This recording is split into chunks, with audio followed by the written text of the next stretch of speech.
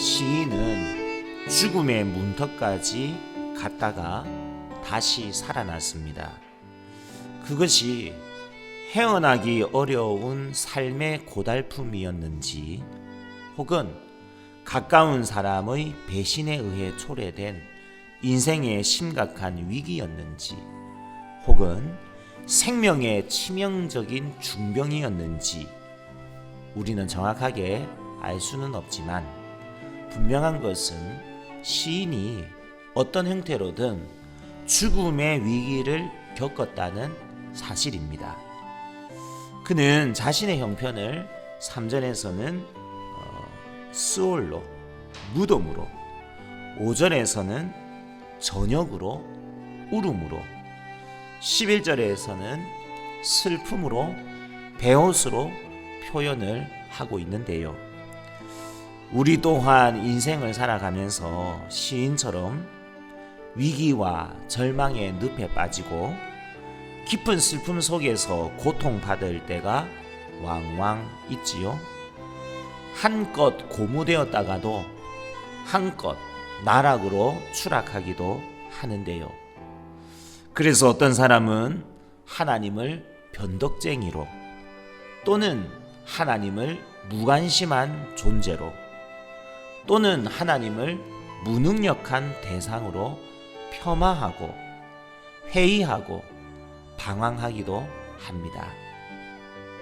반면에 어떤 사람은 이러한 삶의 희로애락에서 하나님의 은혜와 자비를 더 깊이 경험하기도 합니다.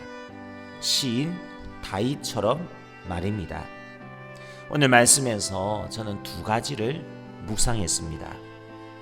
첫째로, 우리는 오늘 내가 누리는 복과 은혜들이 영원히 지속될 것이라는 교만에 빠져서는 안 됩니다.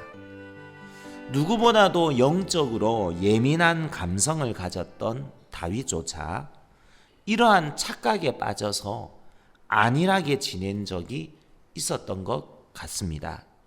다윗의 고백 6절 말씀, 내가 형통할 때에 말하기를 영원히 흔들리지 아니하리라 하였도다.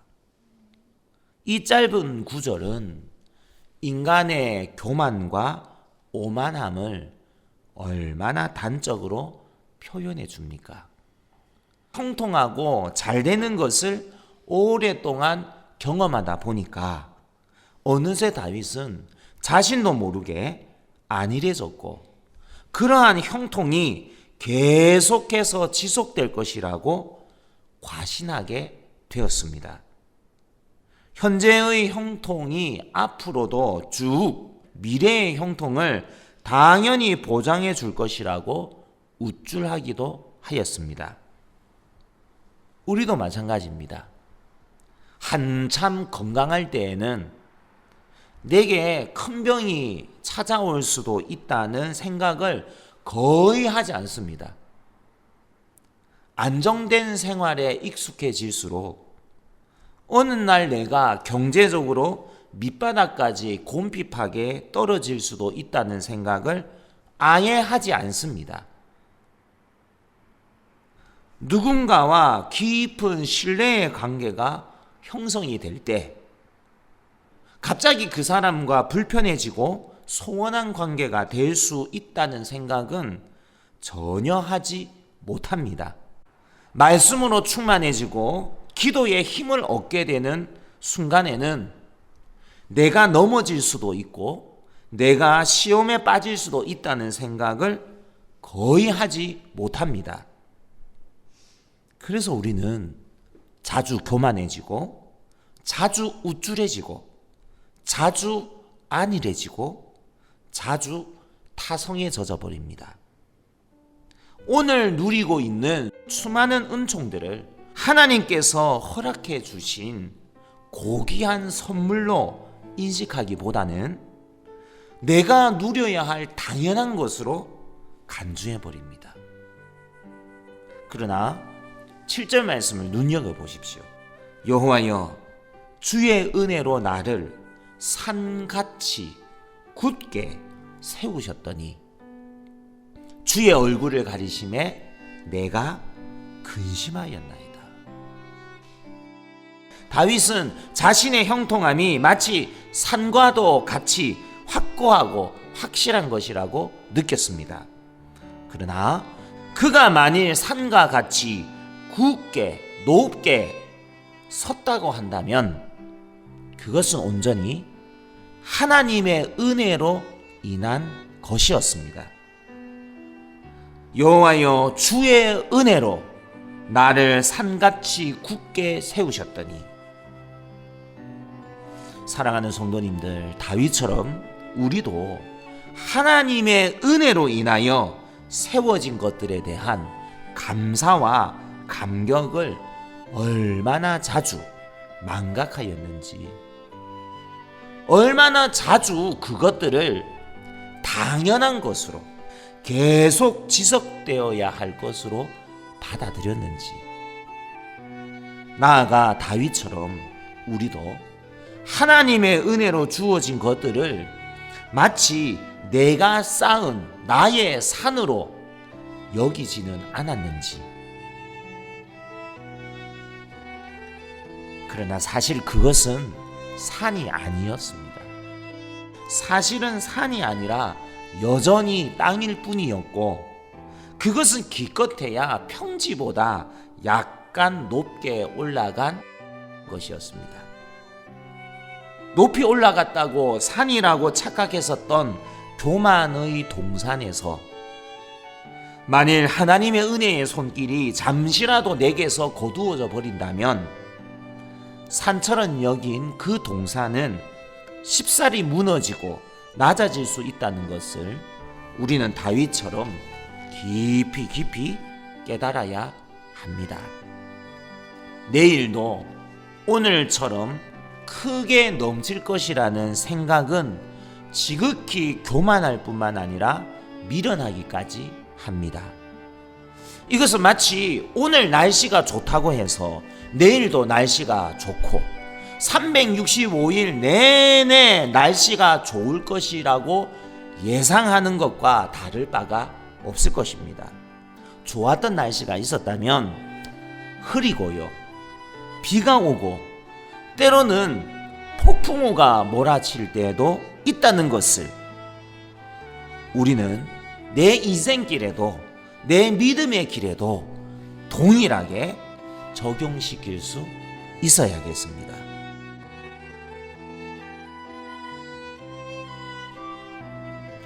둘째로 우리는 오늘 내가 경험하는 고뇌와 환난이 있다면 오늘 내가 경험하는 고뇌와 환난 또한 결코 영원한 것이 아님을 믿어야 합니다. 오늘 경험한 형통이 앞으로도 영원히 지속될 것이라고 착각하는 것이 교만이라고 한다면 오늘 경험하는 환난과 고통이 영원할 것이라고 생각하는 것은 불신에 해당합니다. 5절 말씀, 그의 노염은 잠깐이요 그의 은총은 평생이로다. 저녁에는 울음이 깃들일지라도 아침에는 기쁨이 오리로다. 또 11절 말씀에 주께서 나의 슬픔이 변하여 내게 춤이 되게 하시며 나의 베옷을 벗기고 기쁨으로 띄우셨나이다. 다윗의 산은 흔들렸습니다. 그 산과 더불어서 다윗도 흔들렸습니다. 그가 안일한 마음을 품었을 때 그가 교만한 생각을 지녔을 때 그가 산이라고 생각했던 그 동산은 결코 안전하지 않았다는 것이 증명되었습니다. 상황이 변하자 지혜롭게도 다윗은 자신의 눈을 하나님께로 향하였습니다. 8절에 여호와여 내가 주께 부르짖고 여호와께 간구하기를, 또 10절에 여호와여 들으시고 내게 은혜를 베푸소서 여호와여 나를 돕는 자가 되소서 하였나이다.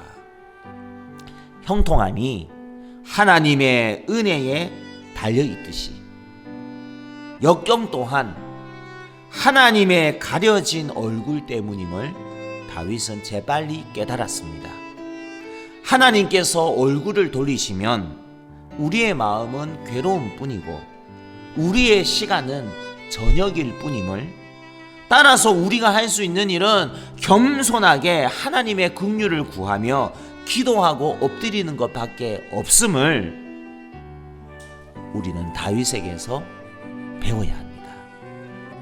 다윗처럼 어둠 속에서 기도하는 법을 배워야 합니다.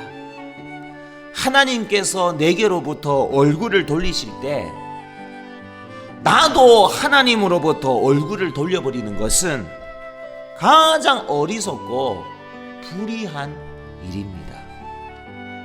어둠 속에서 기도하는 법을 배울 때 그 믿음이 깊은 믿음이 되고, 울음이 깃든 저녁에 기도하는 법을 배울 때 그 믿음이 기쁨의 아침을 불러오는 맑은 믿음이 되는 것이지요.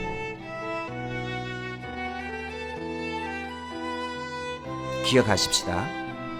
모든 일들이 잘 되어갈 때 앞으로도 모든 일이 형통할 것이라는 안일함은 나를 교만의 산으로 치닫게 할 것입니다. 반대로 모든 일들이 잘못되어 갈 때 앞으로도 계속 형통치 못할 것이라는 절망은 나를 불신앙의 절벽 아래로 떨어뜨릴 것입니다.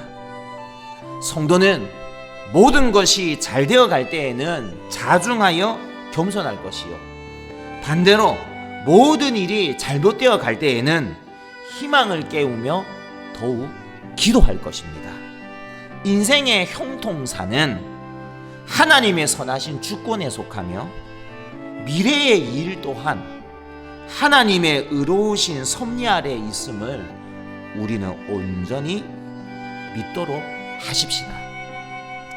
한참 형통하다가 갑자기 환난 속으로 곤두박질 친 다윗의 삶은 우리에게도 환난이 언제 닥칠지 모르기에 기쁜 일이 있어도 그 기쁨에만 매몰되지 않도록 늘 겸손해야 함을 깨닫게 해주고요, 동시에 괴로움에 갇혔던 다윗이 다시 회복되어 형통하게 되었듯이 우리에게도 삶의 폭풍이 언제 잠잠해지고 무시무시한 강풍이 언제 감미로운 미풍으로 변하게 될지 모르기에 슬픈 일이 있어도 그 슬픔에만 잠식되지 않도록 늘 희망해야 함을 깨닫습니다. 부유하든 궁핍하든 우리는 하나님의 다양한 섭리들에 순복할 것이며 그분의 지혜와 의로우신 판단을 찬송할 것이며 그분의 긍휼을 구하며 엎드려 기도할 것이며 그러한 믿음의 길을 계속해서 걸어 나갈 것입니다.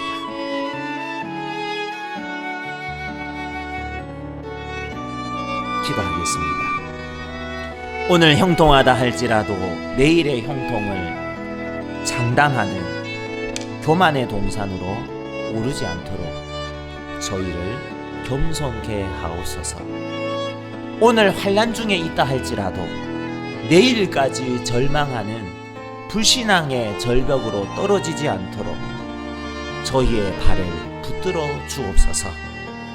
어둠 속에서도 기도하는 법을 배우게 하옵소서. 밝음 속에서도 겸손하는 법을 배우게 하옵소서. 그리하여 좋을 때나 나쁠 때나 항상 하나님을 찬양하며 기도로 엎드리는 믿음의 종이 다 되게 하옵소서. 예수님의 이름으로 기도드립니다. 아멘.